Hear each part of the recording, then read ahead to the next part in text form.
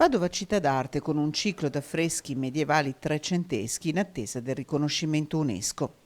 È la primavera la stagione in cui piazze e monumenti del centro si riempiono di turisti. Molti sono stranieri fermati per 2 anni consecutivi dal coronavirus. Stiamo perdendo la seconda stagione perché io, per esempio, l'ultimo servizio che ho fatto è stato il 28 di febbraio dell'anno scorso.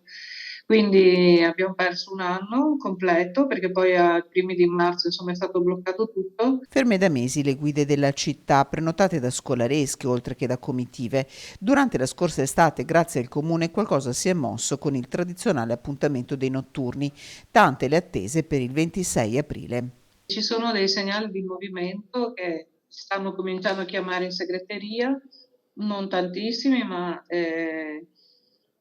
sappiamo che gli alberghi cominciano già ad avere prenotazioni, questo siamo sicuri. Ormai il turista va in una città, ma raramente va così. Di solito desidera essere guidato, avere un'esperienza con una professionista che gli racconta. Manca il contatto con il turista, manca la continua scoperta delle bellezze della città a persone che dell'amore per l'arte e i segni del tempo hanno fatto un mestiere.